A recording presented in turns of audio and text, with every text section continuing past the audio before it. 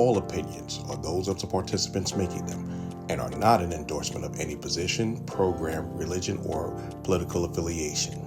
DFG's Corner is for information, observations, and entertainment.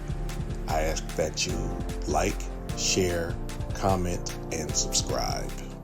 Those of the participants making them and are not an endorsement of any position, program, religion, or political affiliation. DFG's Corner is for information, observation, and entertainment. I ask that you comment, like, share, and subscribe. Good evening and welcome. This is the man with the golden voice, the lady's choice, and the smooth as a Rolls Royce. I'm coming to you live from the 571 where I'm having fun and I'm getting things done. Tonight's show, we're going to be talking about loyalty. This was turned in by my favorite girl, the Chocolate Pearl, and was talking about loyalty. We were talking about jobs, but it also extends to other parts of your life. Is loyalty a one-way street or a two-way street? Before I move on, I would like to say what's going on, Chocolate Pearl. Hey, y'all. This is Chocolate Pearl, my brother's favorite girl. I'm here today trying to get this topic going on. And how's everybody doing out there in media land? That's wonderful. That's wonderful. It's always good to see you. And of course, it wouldn't be complete without my favorite girl too, Miss Snapple Sweet. That's Apple from the NYC. Come on, Apple. Holla at your boy.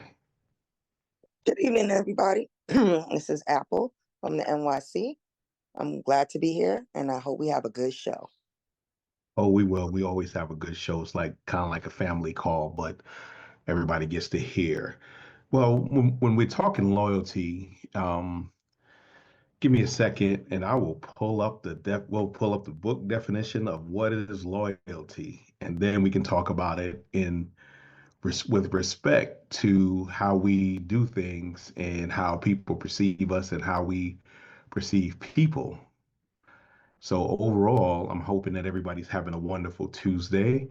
If you didn't know, this is my show every Thursday night with my two lovely co-hosts, and we're a team, so we do it together. The show is sponsored by the Real Golden Girls Creations. If you want various sundry items, freshly made body butters and lotions and all that other good stuff, get with Chocolate Pearl. She's the owner and creator of the Real Golden Girls Creation. Don't you know that every dollar that you spend with her stays with her?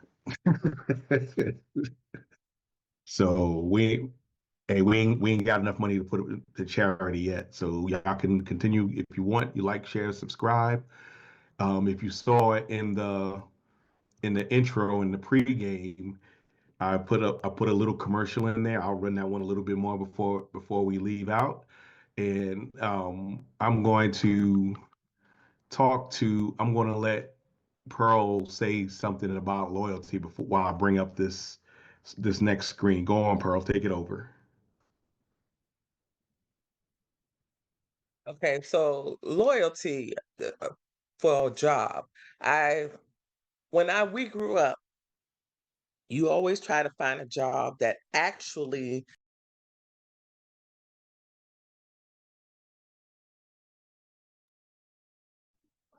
It seems we lost you, Pearl. You got to unmute. I'm sorry. Um, I was saying that back in our younger days, we grew up where people were looking for jobs to stay on their longevity and not just a bounce from job to job. Today's society, they only stay on a job for a couple of years and they move on because they get bored or they're not paying enough or they weren't paying enough in the first place or stuff like that.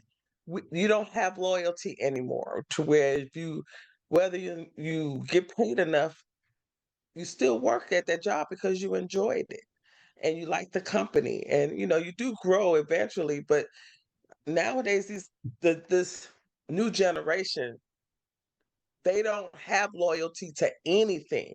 If they don't like something, that's it. They don't like it. And I disappeared, didn't I? There we go. You If still they don't there? like, if they don't like the job, they gone. If they feel it's not paying enough, they gone. But my thing is this: when you leave a job and don't have one to fall back on, you leave with nothing. Yeah, Why? that's true, but you got to consider how it was 45, 50 years ago when, there were factories, assembly lines, and all that other good stuff. We have to look at it in that regard that if you if you are you started at 17 after you got out of high school, you work 30 or 40 years, you're close to 65, you retire, you have a defined benefit. So the company took care of you. They took care of you. It was a family type atmosphere, even though it was corporate. It was a family type atmosphere.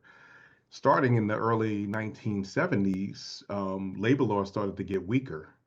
Unions started to fall out of favor because the owners decided that business wasn't doing as well. They can't maximize profits if they're always fighting with the union. So they did a lot of union busting, and a lot of businesses that were in the north, where it was very pro-union, moved down south where there were cheaper land, cheaper labor costs, and a lot of right to work states.